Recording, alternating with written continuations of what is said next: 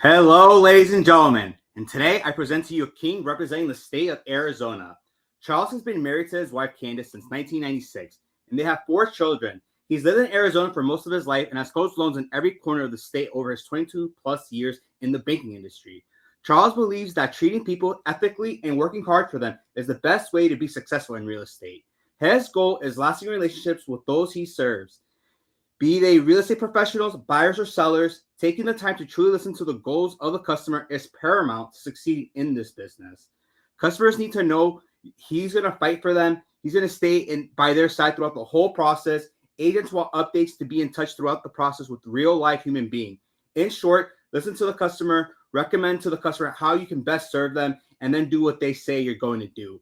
Charles has worked with many first-time home buyers over the years, financing everything from manufactured homes to multi-million-dollar properties. He knows FHA, VA, USDA, and conventional programs thoroughly and thinks outside the box to do everything in his power to achieve your goals. Text, call, email, or connect online with him for good, clear, honest communication about how he can help you. He has extensive experience with unique and difficult income and credit situations. It's never hopeless. Call Charles and he'll put together a plan to get you into a home.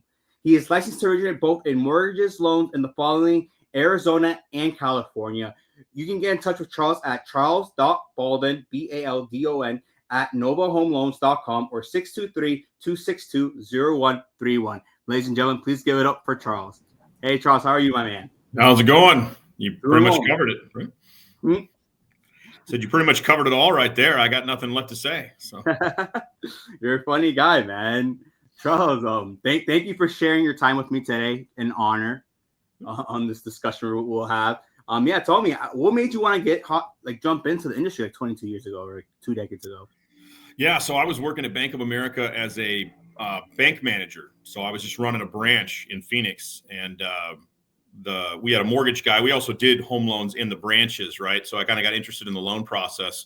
And they're like, hey, there's a way you can make the same money you're making as a manager and have 0 employees. You could be a loan guy. So I'm like, tell me more. So that's how I first got into mortgage banking at Bank of America, and then went on my own about a year later.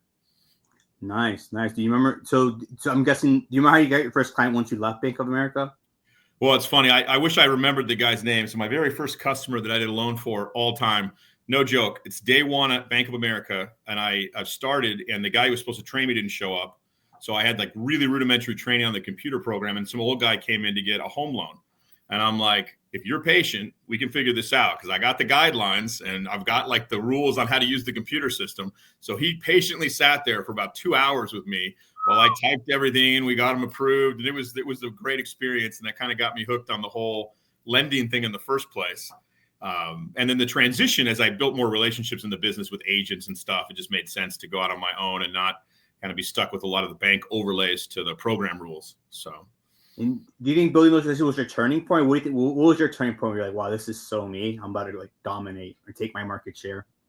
So honestly, I'm kind of an introvert. So for me, it's the numbers game. So like when I was a bank manager, I'm dealing with customer service issues, just a lot of face-to-face with the public. Whereas, if I get one-on-one with a customer, kind of like this, and it's just hey, solve my problem. I want to buy a $400,000 house, but I'm self-employed. Now I'm like attacking a problem to help somebody. And that's kind of my zone, because I would never be a good realtor. I couldn't be out there with the public shaking hands and kissing babies and stuff. But you give me a problem like that to solve for a customer, I got you. Nice, man. And in 2025, like, what do you think is the most misunderstood thing about buying real estate? I think that with all of the push in our society all the way around for AI, I think what people want is a person that they can put their trust in, that can walk them through a process. And I think that's true on the agent side. I think it's true on the lender side. No, 1,000%. You're almost like a You're almost like a doctor. Like they want you to be like the shepherd and just guide them. They don't, they want the assurance that you'll take them to the finish line. So you're totally right on that. Do you think there's any other misconceptions people have about real estate? I think the whole mortgage thing intimidates a lot of people where it shouldn't. And really, my job is to take a process that's needlessly complex because of government regulations and, computer systems and everything else, and just make it really accessible to the average consumer. Because it really doesn't take that long to get pre-qualified for a home. Even if there's problems, they don't take that long to solve. It's just more of a step-by-step process. You just got to find somebody you trust, to work through that with. But it's not as intimidating as it feels when you're starting from scratch, buying your first house. Not totally. Yeah, no, I think you're totally right, man. Like all this is what is it? Income, credit, or cash to close. Mm-hmm. That's Just that's three parts. yeah, that's the foundation to it all. If you could change one thing about the industry, like what would it be and why? I would love to see the mortgage underwriting guidelines conform to reality. We have a lot of guidelines for loans that have no bearing on whether or not this customer is a good risk. It's like there was a guideline from 1980 that got morphed into a guideline in the 90s that's been duct tape and bandages on it into nowadays. So like self-employed people are totally discriminated against in the mortgage process. And so I spent a lot of time teaching self-employed people how to play that game to their advantage, and making sure they're filing their taxes, not just to avoid paying the IRS a ton of money, but also so that they can buy the house they want. Because some of it's needlessly complex, and it really has nothing to do with whether or not the customer's a good risk. No, you're actually right on that, and I think it's you hate to see it because like obviously their accountants are like writing things off, so like the income doesn't look good. But Yes. no, but once you go like the bank statement route, it's like a whole another story. The only caveat is down payment with bank statements. You like putting them more? Do you like putting self-employed people in bank statement loans or profit and loss programs? You think? I mean, so There's a case by case. well, and I would say either one of those is a backup plan because honestly, filing the taxes the way that are going to make the IRS happy and the lender happy will probably cost you more in the long run because you'll get a better interest rate on a normal conventional or FHA deal. You're going to pay the IRS a little bit perhaps, but that's still going to come out ahead from trying to do a bank statement with a bigger down payment or like profit and loss stuff. Not totally.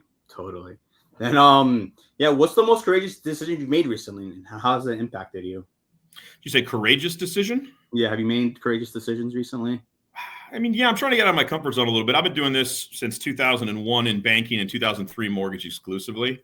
And I am trying to build more of a team. So we're going hard into Pinal County, which is just south of Phoenix for those who aren't around here.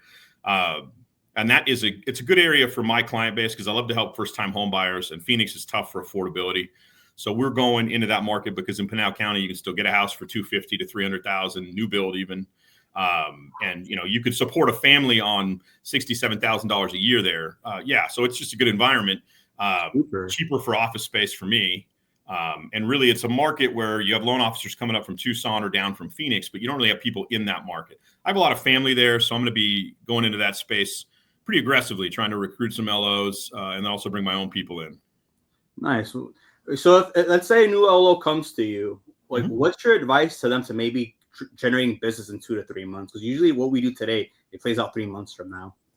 Absolutely. So when I first got in this business, a guy named Alex Pfeiffer, if you're watching, hi Alex, he's over at Guardian Mortgage now, but he was my manager at Bank of America. And he's like, look, if you do one thing, you will make 6 figures in this business and you will never slow down. And I said, what is it? And he said, return all of your phone calls. He's like, you don't go home until your emails are all clear and your voicemails are all returned. And add in text now. That wasn't a thing back then, right? And if you do that, you just call people back, you will make money hand over fist in this business. And that's what I would tell a new LO, like freaking empty the voicemail every night, make sure everybody's called back to the extent of your human ability, and you will have positive results. Not totally. Yeah, no, it goes a long way. People don't want to be out left in the dark. Otherwise, like human psychology, they just call the next guy. Mm-hmm. Yeah. And Charles, so you got in like right after the .com bubble. How did 08, 09 affect you? That was brutal. I was not doing a lot of the stated income stuff. Honestly, I did a lot of FHA first-time home buyers, even back then, like the old blue ink application days to make sure it was legit. But I had the same problem as everybody else. All my first-time home buyers were marginal employees that all got laid off. And so it was a mess. I honestly helped start a church during that time period and made a lot less money doing real estate, not voluntarily. So I stayed licensed the whole time, made a lot less money, adjusted. And then when things came back in 12, 13, 14, I kind of rebuilt the business. Nice. And how was it pivoting, I guess, after the pandemic? Like 2022, like April 22, like second quarter, third quarter, that's when interest rates started going on the rise. Mm-hmm. Like, is this environment similar to yours, or is it like a breeze to you going through these times? I think that, I mean, obviously everybody's volume dropped a ton, right, in mid 2022 when all that happened. Yeah. But that's where you fall back on make sure you call everybody back, make sure you're providing the good service, make sure in my case, I do a lot of first-time home buyers, a lot of credit repair. Nova's got a whole division that does that at no cost for people. So it's a great service that they offer. It's one of the things that keeps me here. But it was a good year to just focus on that kind of stuff. And you know what? You could do that and you could still eat in this business. And honestly, I see a lot of empty offices walking around, a lot of people not hustling right now. So I think it's partly economic, but I think a lot of people use that as an excuse to kind of quit. And the people that double down and are willing to grind it out are succeeding. Yeah, 1,000. Yeah, your market. Your market share will compound. It definitely will grow once it gets easier. And what do you think is the next big move? What should we expect big? Should we expect in the industry, and how are you contributing to that? The next big thing. I honestly think that we're going to see this next generation of home buyers. I think the internet is running its course.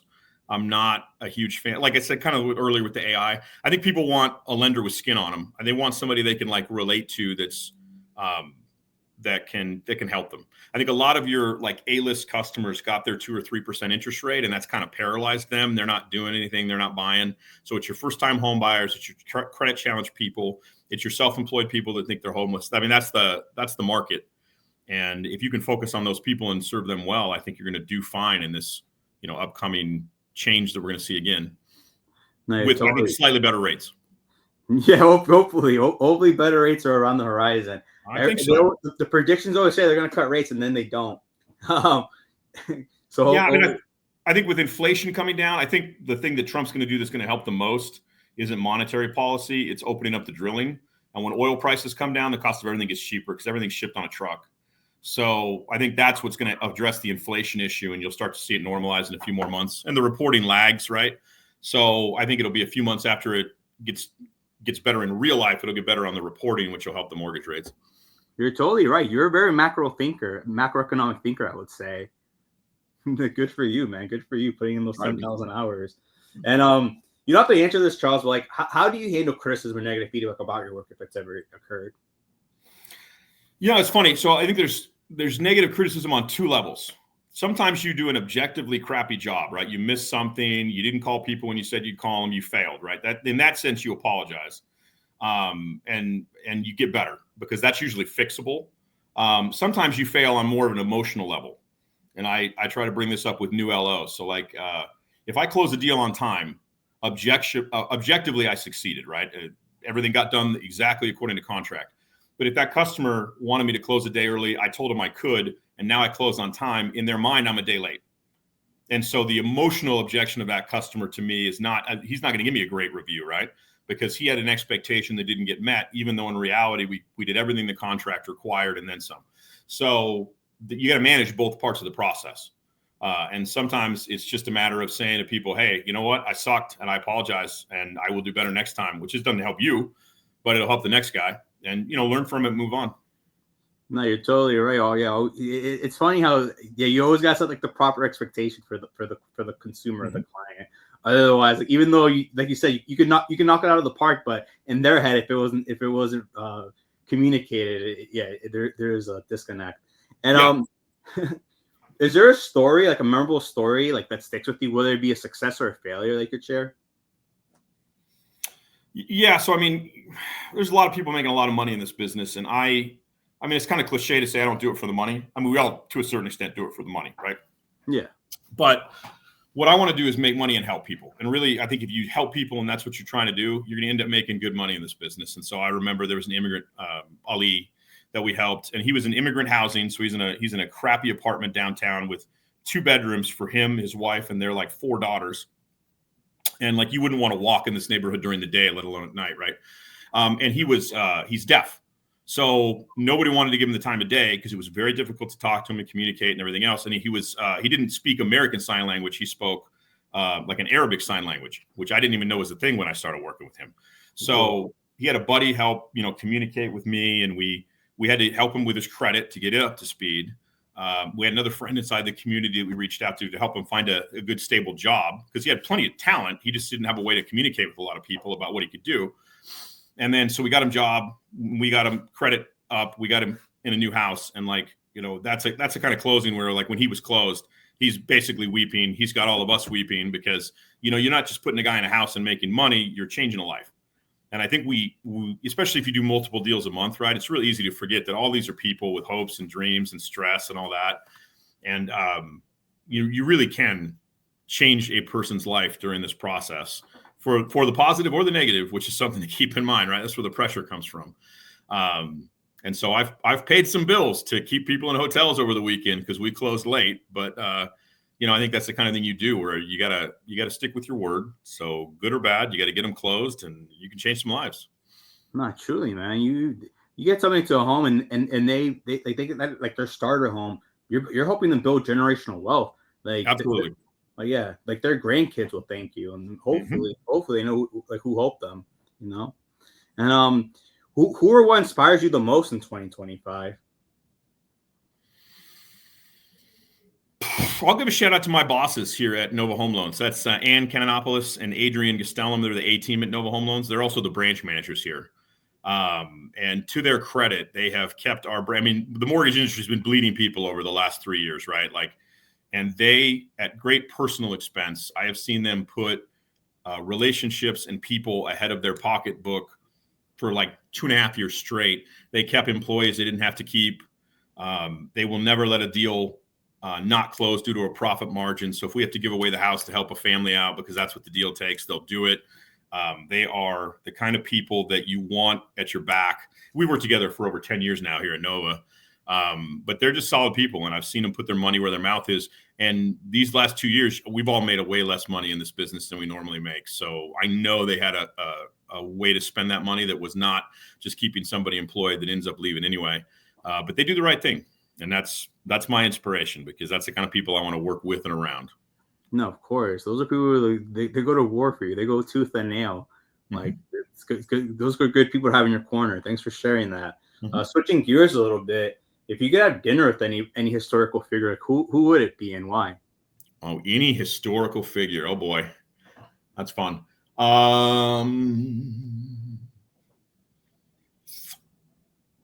I would say, well, you got me there. Joshua Chamberlain from the Civil War. I'm a Civil War history buff. Joshua Chamberlain was a Civil War officer from Maine. He defended Little Round Top at the Battle of Gettysburg. And he went on to be a superintendent of school. And I think he was either the mayor or the governor. He might have been the governor of Maine for a while, too. Got shot 6 times during the war, came back, served. He was there at the surrender at Appomattox and led the American soldiers in a salute to the Confederates as they marched away. Just a fascinating guy because he was a school teacher. So it's almost like a Tom Hanks character from Saving Private Ryan, but he survived. And it was real, of course. So, yeah, he'd be a fascinating guy to sit down, kind of hear his philosophy, hear what those moments were like. If you ever get a chance to watch the movie Gettysburg that was done by Turner Films probably 25 years ago now, he's one of the central characters of it. I believe it's Jeff Daniels plays the character in the movie, does a phenomenal job. But he'd be a fun one to sit down and talk to. Whoa, do they teach that in school, or do you learn that from him, like some library book? So I am a nerd. So yeah, I like to read, and I like to read history, and I like to read the real story. So I'm one of those. It's like, the victors write the history books, right? So it's kind of fun to read as many like eyewitness or recent histories as you can of like historical events. So like I like to read American history books like within a generation of when the event happened. So I've got like some early 1900s American history books where they're still interviewing people who are all alive that fought in the Civil War, for example. So it's a little different than just reading a history book that's like, hey, this battle happened on this day, and this happened this day. Really makes them come alive. Oh, that's wild. No, but history does repeat itself. Like right now we're living through capitalism. Like they say if you study history enough, they say capitalism is the precursor to socialism. But we'll see if that actually happens. What's the biggest lesson you learned in your career so far? Out of everything that you experienced, what's that one lesson that really sticks with you? That it's not rocket science to make money in this business. It is legit. Return your phone calls, look people in the eye, tell them what you're going to do, and then do the thing you told them you were going to do at the price you said you were going to do it at, and just treat people honestly. And the one that's a struggle for me that I've gotten way better at is communicating. Because, especially during the loan process, it's easy for me to go hide and be like, I don't have anything to tell you, so why would I call you? And it's taken me years to realize that really what most realtors want, male and female, is you to call them even when there's nothing to tell them. and just give them an update. It lets them know you're there. It gives them a sense of security. And sometimes that emotional connection from a phone call in which you exchanged no information whatsoever is more important than the information that you need to exchange with them. No, you're actually right on that. Sometimes those little things do add up, even though like it doesn't help the P&L. Like it's that connection or that bond that you build with somebody that pays down later down the road with a referral or two, you know. And then what's the key to maintaining work-life balance in your life, and like how do you apply it? When I figure that out, I will tell you. In all seriousness, like, so I go to church. I won't answer the phone during the Wednesday night program that I help run or Sunday morning. Other than that, in all honesty, I'm usually on the phone. The management thing I would tell you if you're on vacation or it's the weekend and you're spending time with family is it's probably best answer the phone call, redirect it to a time that you're going to be in the office, and try to handle it that way. But I've worked from some very exotic locations around the world on deals, and I've taken some vacations that proved to be very expensive when I didn't pick up that phone and the agent just sent him to the next LO. All of a sudden, the cost of that vacation is not just the $5,000 I spent for a week in Cancun; it's the $11,000 that I could have made on the 2 deals that I just lost out on. Right, so you do have to balance that a little bit, but I try not to let it consume me. No, yeah, you're right. You live and you learn. Gotta just pivot on the dime. You are there's always an opportunity cost, no matter what decision we take. So I hear you on that.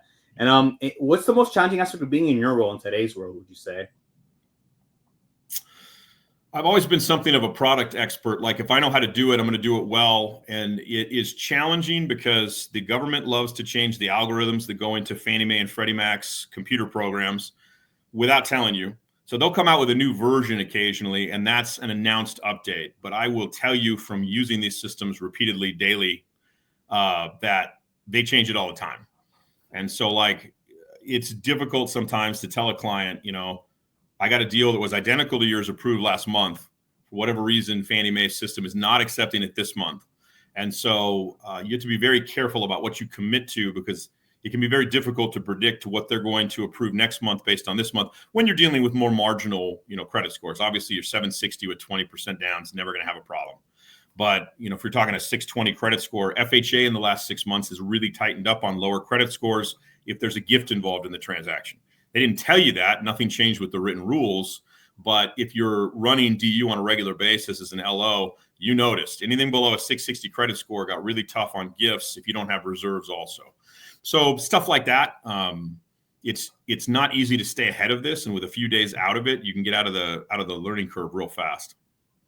No, you're right though. AUS does change as the seasons change. Like, what's an approval? You're right. Like, what's an approval last month might be a referral eligible this month. Amen. So true. Yeah, and then you gotta play with like how much more. Like, you have to either put like a higher down payment, or you somehow have to play with that DTI. Yeah. So you're right on that. Just part of the process. And then where do you see yourself in 5? I know you want to build the team, but like in 5 to 10 years, what would it be like if you could have it all your way? How do you envision yourself in 5 to 10 years? So the industry-wide problem that we have right now is the transfer of the knowledge that like my generation has coming up. Again, I know employers like you go to a Rocket Mortgage, right? You're dealing with an LO that's not making a lot of money, but they're not expecting him to have a product expertise like a lot of us do that are older. They're expecting put it through our computer system and that'll figure it out. And the problem is that loses all the marginal people. All the people that really need our help aren't getting helped by automated systems like that. They need people with knowledge. And I think what I'd like to do in the next 5 years and focus on is making sure that the knowledge we have on how to get difficult deals done doesn't get lost when I retire or like when Ann and Adrian retire, right? We're all trying to transfer that to other people because the challenge you have is it's scary to transfer that knowledge, because as soon as you have that knowledge, you're my competitor, even if you're working through the same company as me, right? There's only so many deals out there. So there is that element of fear that you got to overcome because you're creating your competition. But I think that knowledge really needs to be transferred for the good of the industry as a whole. So it can be a challenge. I'd really like to have a position either, as a manager or something else where I can be a resource for LOs on deals to help them get difficult deals done. but not so much face-to-face originating anymore myself. Because, honestly, after 25 plus years, it's exhausting. So it wears you out. So that's kind of where I would like to see myself in 5. Nah, may you manifest. Nah, and you're right. Some years, it's some, was it long nights and short years sometimes. That's a good way to put it. Yes. No, you're totally right. Are you started implementing AI into implementing AI at all to your your daily regimen, or is that something you're still like dabbling with? No, and I'm kind of the old grumpy guy too. So I didn't like it when everything shifted over to texting from email. So deal with me that way for sure. But with AI, I'm looking at some new customer management software that's going to use the AI for the purpose of helping funnel people into a real conversation with me. So that's where I'm comfortable using it. You call me, I can't answer the phone. We can get you to somebody on my team who is a live person, or you're working with the website, and it'll get you the right place to put the right information in so that it can feed you to a real person. Because I still want that customer to end up having a genuine experience with somebody real on my team as quickly as possible. Yeah, of course. You want to get like an exceptional user experience. I totally get that. And is there any like books, podcasts, articles, or any coaching that has a significant impact in your life or your work?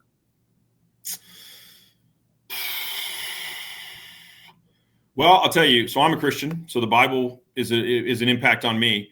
Outside of that, one of the best books I've ever read in regards to coaching and leadership is a book called Gates of Fire by Stephen Pressfield. And this is a book I reread probably once or twice a year on a regular basis.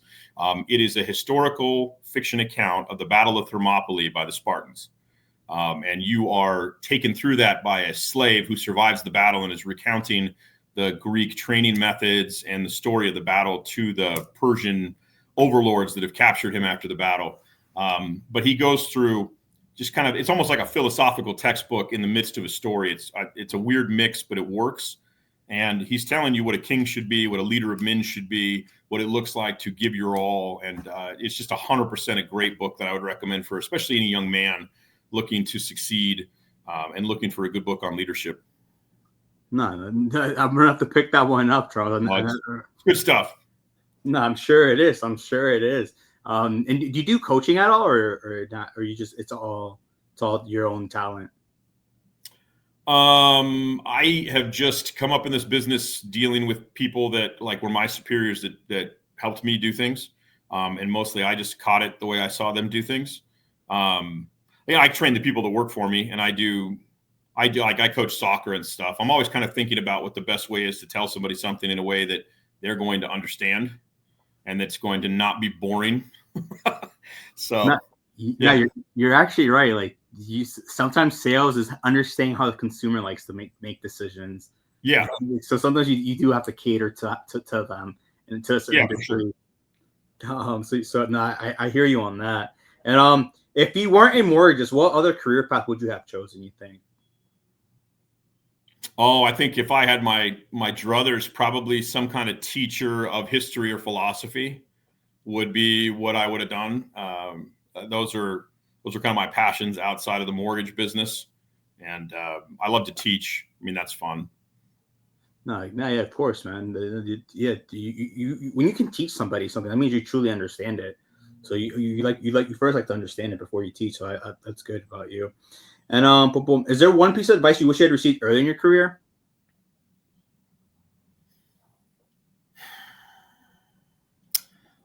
Yeah. So it took me a long time. It took me a long time to realize, don't take things personally. This business is all about deadlines, and it's very stressful. And we as mortgage people are dealing with, my realtor's ability to eat this month, right? So especially in this market, that realtor who brought me that deal might be closing that deal this month. And this is where their family's paying their bills. And so it's easy to just hear them upset or stressed and not think about what's really behind that, right? That it's not personally directed, that it's shows you the importance of the deal, but it's not aimed at me or anything else. And if I had learned that a lot quicker, I think I could have helped a lot of people earlier, if that makes sense. But, I, like anybody else, I can get offended if you're yelling at me. But honestly, I have every agent's got a different personality, right? So I've got agents that call me and I know all they want to do is vent sometimes, not even about me, just vent. And if I could just listen for 5 minutes and give no information and no solutions whatsoever, it's almost like being a husband, right? Like, don't solve it. Just let them vent. They're happy. I'm happy. Everybody wins. The relationship actually got better because I let them yell at me for 5 minutes. Everything's great. And it wasn't personal. It's just, this is a stressful business, man. And people are going to deal with that different ways. So no, you're totally right though. Sometimes you gotta be like a psychologist. You just gotta listen. Like if you can listen, like it truly can go a long way. Yep. That's funny on that. And then what legacy do you hope to leave behind through your work when it's all said and done? Say that again. What legacy do you hope to leave behind through your work when it's all said and done?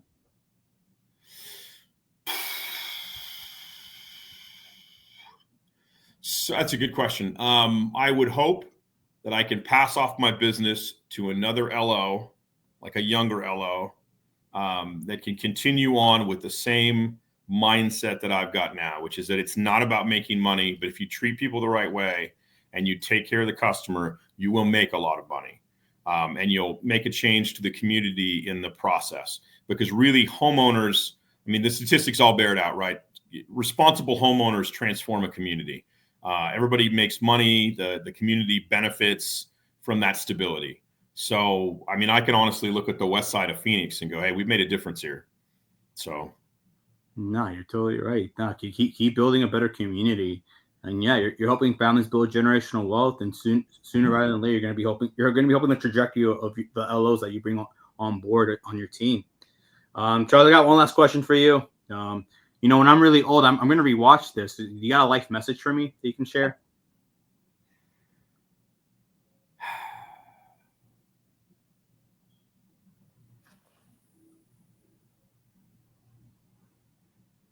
So to put it in one sentence, no matter what you're doing, do your absolute best. And understand that sometimes your best is not going to be good enough. So at every chance you get, make your best better. There it is. Always honing the craft, even after doing the 10,000 hours. Mm-hmm. My guy. Always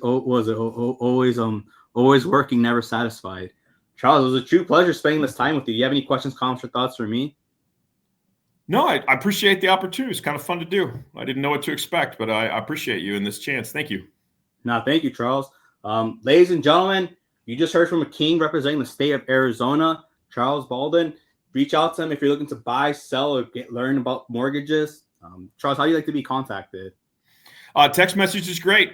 So, give me a text at that 623-262-0131 number. Perfect. There it is. Charles, thank you once again. You can stay on the call for 1 minute. Absolutely. Thank you very much.